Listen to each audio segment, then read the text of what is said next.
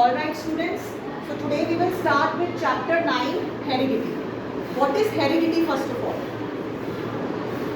Heredity means transfer of traits from one generation to another. So what is heredity? Transfer of traits from one generation to another generation. Now, what is this transfer actually? Actually, this is transfer of genetic material. Okay, and that is DNA. DNA stands for deoxyribose nucleic acid. And this is our genetic material. Genetic material means it's a vehicle which will transfer the traits, the features, the characteristics. What are these traits? Characteristics, features like eye color, skin color, all these things. Okay? So DNA is the vehicle which will transfer these types of features from one generation to the next generation. It is also called as inheritance. You can call it as inheritance. Now study of inheritance, what it is called? It is called as genetics. So what is genetics? Study of heredity or study of inheritance. So basically in this chapter we will be dealing with heredity, inheritance or the topic genetics. Like we have physics, chemistry and biology, similarly we are having one branch of biology, that is genetics, where we are going to study which features will transfer from one generation to next generation. Okay, and the vehicle which will transfer it, that is called as DNA. DNA is our genetic material. Inside the nucleus there are thread-like structures. Okay, if you draw the nucleus, it will appear something like this. And inside this a thread-like structure is there. This which you draw, this is DNA. So when a cell will divide, what will divide? Nucleus will also divide. DNA will copy itself. Okay, and will pass on to the next generation. So copying of DNA, let us understand, there are two types of reproduction which we did in the last chapter. That is asexual reproduction and sexual reproduction. In both, copying of DNA will happen because cell has to divide. That is why copying of DNA will happen in both. So now let us see that what are the differences first between asexual reproduction and sexual reproduction. So let me write here asexual reproduction, and this side, whenever any question for your term 2 or subjective paper, you have to write differences in form of table. Always remember this. If differentiate or how it is different, such questions are there, always make a table. Okay. Now coming to asexual reproduction, here single parent is involved. Over here in sexual reproduction, two parents are involved. Let us come to the reproductive cells, that is gametes. Gametes will be not formed in asexual reproduction, but it will be formed in sexual reproduction. Now what are gametes? These are cells which will take part in reproduction. These are reproductive cells. So specialized cells are not required for asexual reproduction, but those are required for sexual reproduction. Now come to variations. I will write something here and then we will understand. The variations are less in asexual reproduction, but it is more in sexual reproduction. First of all, what are variations? These are differences in genetic material. Differences. How our genetic makeup is different from the other organism. That is the variations. These are variations. So I am writing that in asexual reproduction, such differences, such variations are less, but in case of sexual reproduction, more. Let us understand why. In sexual reproduction, two parents are there. Okay. So genetic material obviously little bit different will be there in mother and father. So little bit variation is coming from that, and another variation from where it is coming. Just now I told you that DNA copying is a very important process in any type of reproduction. So DNA will copy itself. Okay? Suppose this is DNA molecule, alright, and this DNA molecule is copying itself. Now how it will copy? See, I am drawing these black regions and then I am drawing this blue region. This is different from this, clearly we can see. So that means DNA copying is not 100% accurate. It is not 100, it's not like photocopy. Like you go for a photocopy, same copy you will get without any change. But in case of DNA copying, it is not like that. Some or the other change will come by its own in the DNA. There is some mistake or error. So it is an error-prone process. It's not a 100% copying process. Okay? So some or the other error will be there.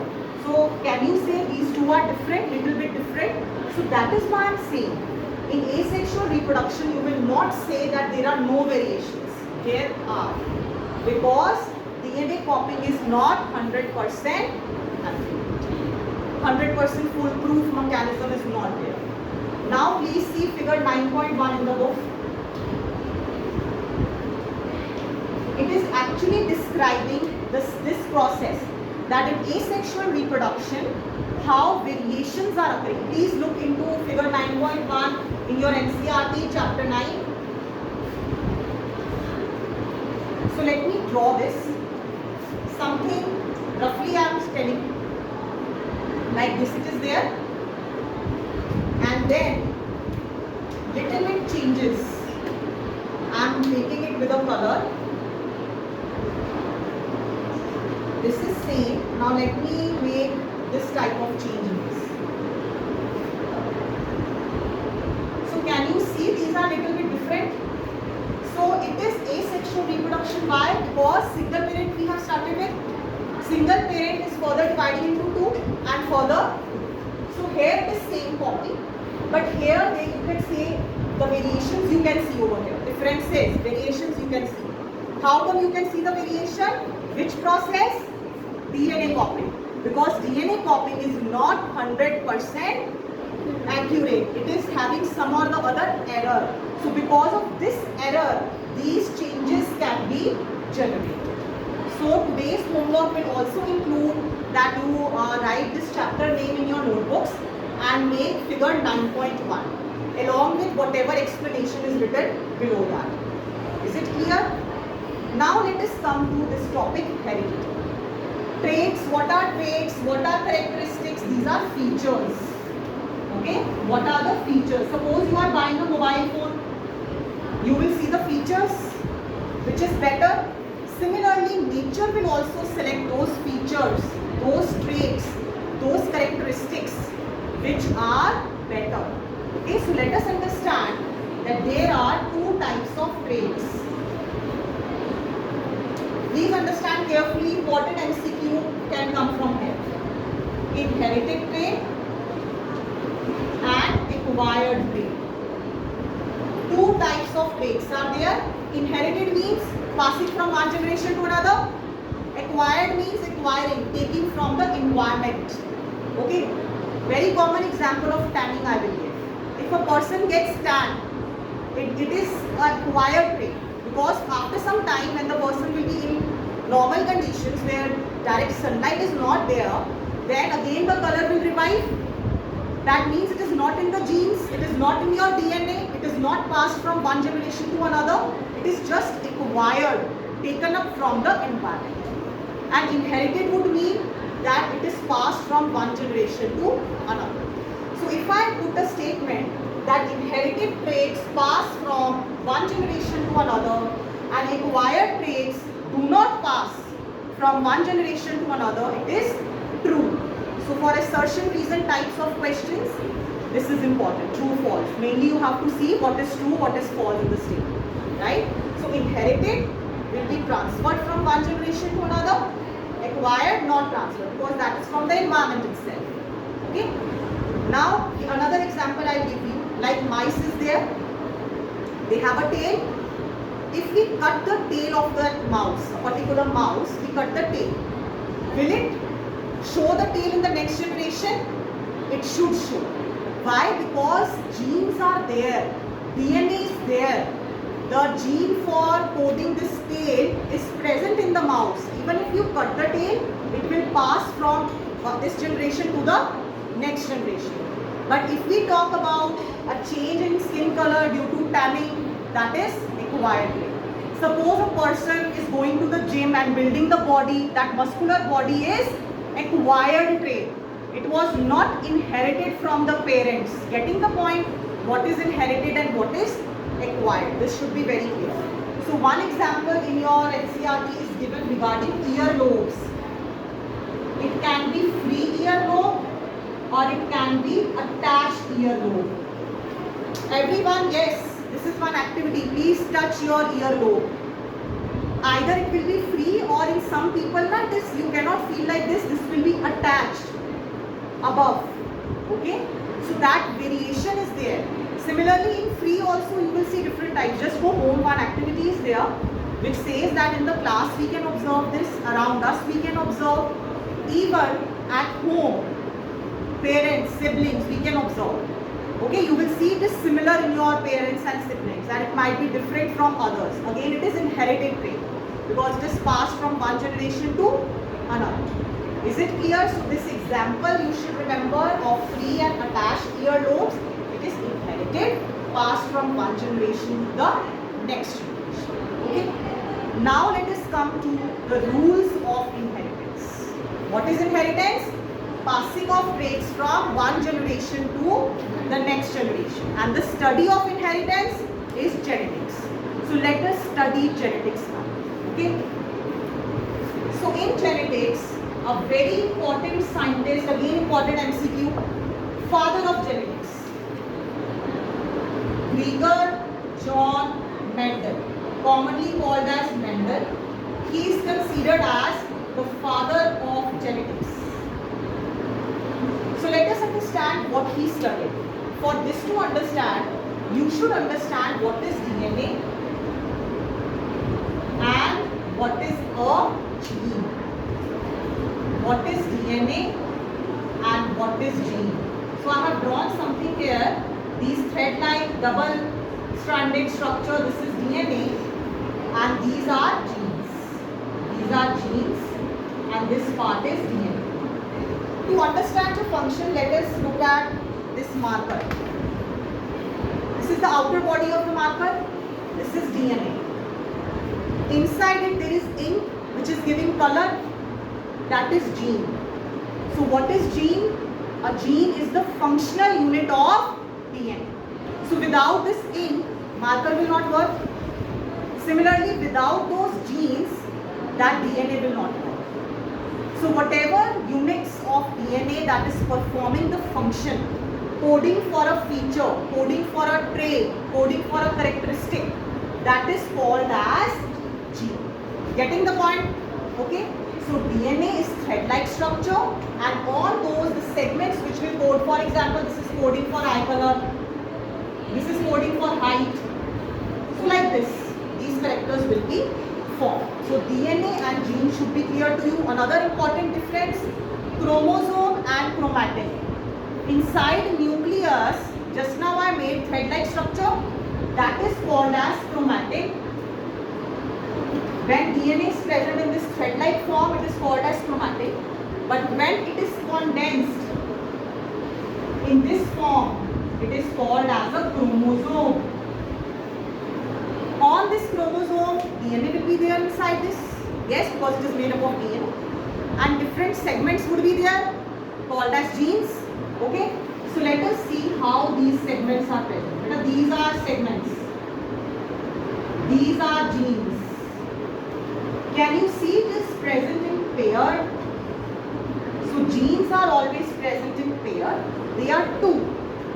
They are two. So the alternative form of gene is called as allele.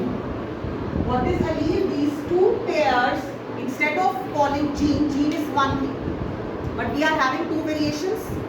We are having two varieties. So that will be called as allele. Let us look into it more deeply so that you understand the difference. Now what first of all, Mendel did the experiments on? He used garden pea. What is garden pea? Scientifically known as Pisum sativum. Now, why do we need these scientific names? This is the common name, garden pea, and Pisum sativum is the scientific name, because scientific name is universal. Like we have nicknames and we have another name which is there on all our documents. Okay, so we will be known by the name on the document wherever we go. Nicknames only few people know of a particular region, of your family, of friends, not everyone. So that is the same with any organism. Common name can be different. If you go here, you go anywhere else, it will be different. But scientific name will be universal. Okay, so always underline the scientific name, Pisum sativum, P capital, underline separately. So Mendel used this for experiment. Any organism, listen carefully, any organism which is used for experiment purpose, it is called as model organism. What is a model organism? Which will be used for experiment, and Mendel used garden pea. Now why he used garden pea? Because firstly it is annual plant. It can be grown at any part of the time of this year. We don't have to wait for it. Then it grows easily. And also it shows, very important, contrasting traits. Contrasting traits. Contrast means like black and white. That is contrast. Okay. This table you can see pink and blue. If I say light pink, dark pink, is it a good contrast? It is not a good contrast. That is contrast, different. We can see it clearly. Okay. So it shows contrasting traits like stem height, height of the pea plant. Either it can be tall or it can be dwarf. No intermediate. Clearly you will see either the plant is tall or very short. Contrast. No in between trait. That is why he chose garden pea. Now let us understand this allele concept, please. Okay.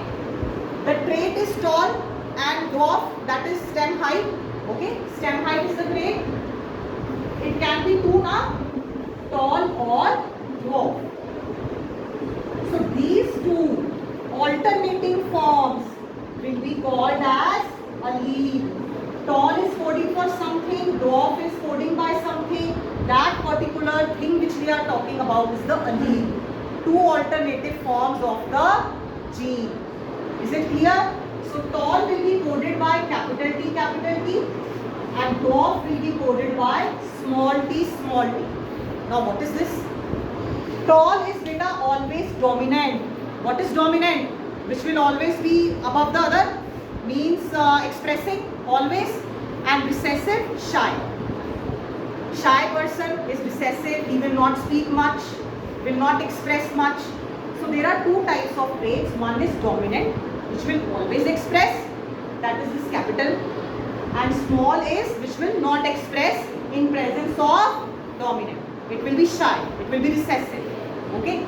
So when we draw over here on the chromosome, capital T, capital, it is in pair. So these two are alleles. Getting the point? Gene for tallness is capital T. But if I talk about allele, I will say capital T, capital, in pairs. That is allele. Okay. Similarly here, dwarf. Is it clear till here? Now let us come to the cross. One cross we will make. See over here, capital T cross with small t, small t. Okay. These are the parents. These are two parents. Garden pea. Okay. One pea plant, another pea plant. What it will code for? It will be tall. What it will be coding for? It will be dwarf. So this tall and dwarf we can see with our eyes. This is called as phenotype.